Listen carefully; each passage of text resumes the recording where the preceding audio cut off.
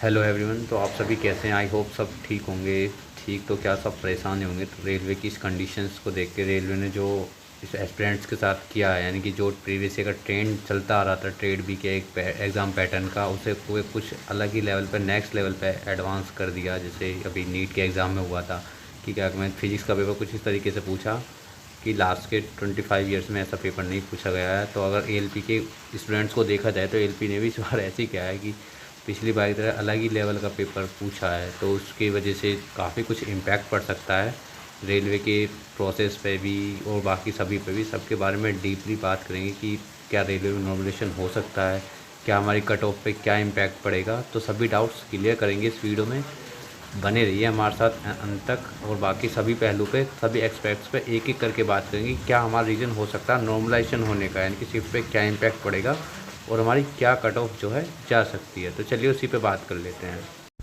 और हाँ, सभी को कमेंट्स करके ज़रूर बताना लास्ट में, अगर आप भी मेरी इन सभी बातों से सहमत है, जो मैंने बातें बताई हैं ये सब होना चाहिए या नहीं होना चाहिए। तो कमेंट में यस करके ज़रूर बताना कि भैया आपने सही बोला, ये सब चीज़ें होनी चाहिए, नॉर्मलाइजेशन होना चाहिए, ताकि बहुत सारे बच्चे जिन्होंने जो ट्रेड में काफ़ी अच्छे मार्क्स कर सकते हैं, जो जो पास बस पासिंग मार्क्स थे, उनको अब पासिंग मार्क्स लाने के भी मतलब बड़ी मुश्किल से पासिंग मार्क्स नहीं ला पा रहे हैं इस ट्रेड की वजह से, पूरे एग्ज़ाम के प्रोसेस से बाहर हो जाएंगी वो। तो काफ़ी रेलवे को इस बारे में भी थोड़ा सोचना चाहिए और आपको भी थोड़ी अपनी आवाज़ उठानी चाहिए और बात करना चाहिए इस बारे में भी कि नॉमिनेशन ज़रूर होना चाहिए। वरना ये एक तरीके से, जो मैं आगे वीडियो में बताऊँगा, बस एक तरफा ही रह जाएगा सिलेक्शन। तो चलिए उसके कुछ रीज़न से बात कर लेते हैं। जैसे कि मैंने आपको बताया था कि आपका जो पार्ट भी है ट्रेड में, यानी कि नॉमिनेशन होने के काफ़ी अच्छे चांसेस हैं, और जो आपकी शिफ्ट हुई थे उसमें भी अच्छे खासे नॉमिनेशन होने के चांसेस हैं। उसके काफ़ी कुछ रीजंस हो सकते हैं। नंबर फर्स्ट, जब यदि मैं बात करूं तो नंबर फर्स्ट नॉमिनेशन होने के चांस हैं, यानी कि शिफ्ट्स के पेपर जो डिफरेंट शिफ्ट में होते हैं। जैसे कि आपने पहले भी सुना था कि 19 तारीख में जो है आपका एएलपी का पेपर हुआ था। 19 तारीख में आपका एएलपी का पेपर हुआ था, और अब 2 और 6 शिफ्ट में तो खैर जोन के अकॉर्डिंग हुआ था, लेकिन 19 तारीख के पेपर की डिफरेंट की वजह से 2 और 6 मई के पेपर पर भी नॉर्मलाइजेशन का इम्पैक्ट पड़ सकता है। तो ये था सबसे मेन रीज़न। और सबसे सेकंड रीज़न ये है कि जैसे कि आपको पता है कि साइको के लिए, किसके लिए, साइको के लिए आपके 8 गुना बच्चे लिए जाते हैं, 8 गुना। लेकिन जब इस बार ट्रेड का पेपर इतना डिफ़िकल्ट आया है तो मुझे नहीं लगता कि इसमें 8 गुना भी बच्चे क्वालिफाई कर जाएंगे। तो ये इसका सेकंड मेन रीज़न है। जब रेलवे को 8 गुना बच्चे ही नहीं मिलेंगे तो उनको ट्रेड में नॉर्मलाइजेशन करना पड़ेगा। ये तो काफ़ी बड़े रीज़न है। सबसे फर्स्ट रीज़न 19 तारीख का जो पेपर हुआ था, ताकि हालांकि किसी को इतना पता नहीं है कि पेपर कहाँ कहाँ होता है, लेकिन फिर भी कुछ बच्चे बताए थे कि अंडमान निकोबार और कोई किसी वेस्ट बंगाल में भी किसी सेंटर पे एग्ज़ाम हुआ था। ये सबसे बड़ा मेन रीज़न है। यदि इस, क्योंकि 19 तारीख को ऐसा हुआ था कि उस दिन बता रहे थे वो बच्चे जो भी यूट्यूब पे एनालिसिस करा देते हैं, कि उस पर काफ़ी बच्चे बता रहे थे कि मतलब कि 19 तारीख को पेपर का जो ट्रेड का जो लेवल था, ट्रेड का लेवल ईजियर साइड था। यदि ऐसा है तो फिर तो सारे बच्चे जो वैकेंसी जो 19 तारीख से ही फिल कर ली जाएंगी। और साइको वाला सेकंड मेन रीज़न है। साइको के लिए 8 गुना बच्चों का होना ज़रूरी है। अगर 8 गुना बच्चे नहीं होंगे तो भी रेलवे को दिक्कत होगी सिलेक्शन होने में। तो जिस तरह से ट्रेड का इन्होंने डिफ़िकल्टी लेवल अप करा है ना की बार, तो उसके अकॉर्डिंग देखा जा सकता है कि ट्रेड में भी आपको नॉर्मलेशन का मिलना पड़ सके, या फिर पासिंग मार्क्स जो है वो 35% से भी कम करने पड़ सकते हैं रेलवे को।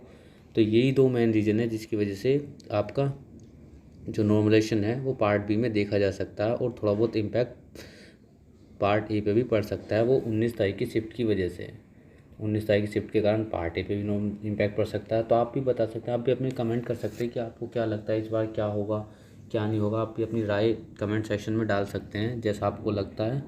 और हाँ, एक बात और, जो आप कट ऑफ के लिए बोल रहे हैं कि कट ऑफ कितनी जाएगी, तो कट ऑफ के लिए मैं बता दूँ, यदि आपके यदि आपके जैसे मैं यूआर के लिए बात कर लूँ, अगर यूआर में किसी के, मुझे लगता है अगर 60 से 70 के बीच अटैम्प्ट, 60 के 70 के बीच स्कोर बन रहा है तो वाकई वो काफ़ी सेफ़ है। और ओबीसी में अगर आपके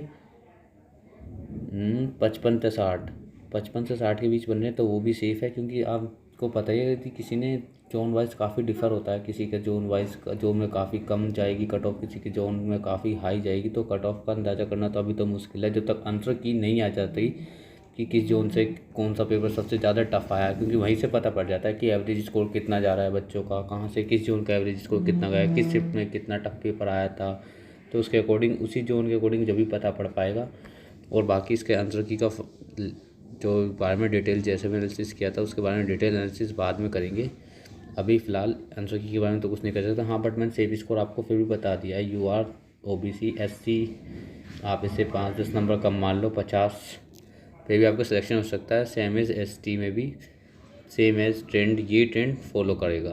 तो यही थी आज की वीडियो। बाकी आप अपनी कमेंट करके राय दे सकते हैं कि आपको रीज़न क्यों लग रहा है ट्रेड में नॉर्मलाइजेशन होगा और इन सब चीज़ों में था। हालांकि रेलवे को इस चीज़ के बारे में सोचना चाहिए कि एक ITI का बच्चा आ रहा है तो ट्रेड में इतना डीपली नहीं पढ़ पाता है कि जितना डीपली आपने क्वेश्चंस पुट अप करे हैं, जन कि प्रीवियस ईयर से कह सकते हैं तो 1 लेवल अप। इसका मेन रीज़न ये था कि काफ़ी टीचर्स जो थे वो यूट्यूब पर वो सिर्फ वही पढ़ा रहे थे जैसा प्रीवियस ईयर का ट्रेंड चलता आ रहा है। जैसा PYQ में ट्रेंड आ रहा है वो सिर्फ उसी को फॉलो कर रहे हैं, यानी कि इस टाइप के क्वेश्चन आ रहे हैं तो सिर्फ वो उस टाइप के क्वेश्चन करा रहे थे, जिसमें उनकी भी गलती लेकिन उन्होंने किसी भी टीचर्स ने मतलब ये नहीं कि ट्रेड में बिल्कुल डीपली अंदर तक पढ़ाया है। वो डीपली किसी ने भी नहीं पढ़ाया और वो डीपली ही पूछा गया है, क्योंकि सभी ट्रेड को हल्के में ले देते कि भाई ट्रेड है इजीली बस क्वालिफाइंग ही तो है, इतने हार्ड क्वेश्चन नहीं पूछेगा। लेकिन रेलवे ने इतने हार्ड क्वेश्चन पूछ के सबकी मान लो हवा सी ख़राब कर दी, हवा टाइट कर दी इसे बोलते हैं। तो बाकी अब रेलवे को देखना चाहिए कि अगर बच्चे नहीं 35% भी ला पा रहे हैं ट्रेड में तो उनको नॉर्मलाइजेशन करना चाहिए, या जो भी है फैसला सिर्फ कुछ रेलवे का होगा ऑफिशियली, इस पे बस हम बोल सकते हैं। सो ठीक है, आप अपनी कमेंट में राय करके बताना क्या हो सकता है। तो फ़िलहाल तो आज की वीडियो में इतना ही रखते हैं। So thank you for watching this. आगे भी ऐसे ही सपोर्ट करते ना। आगे मैं आंसर की आने के बाद आपके लिए फुल उसके साथ आऊँगा कि आप कट ऑफ कितनी जा सकती है, कितने नंबर है तो कितने 100 पर। बाकी मैं अपने मार्क्स भी शेयर करूँगा कि मेरे कितने मार्क्स आए हैं, आप भी अपने मार्क्स शेयर करना। सो मिलते हैं नेक्स्ट वीडियोज़ में। Thank you.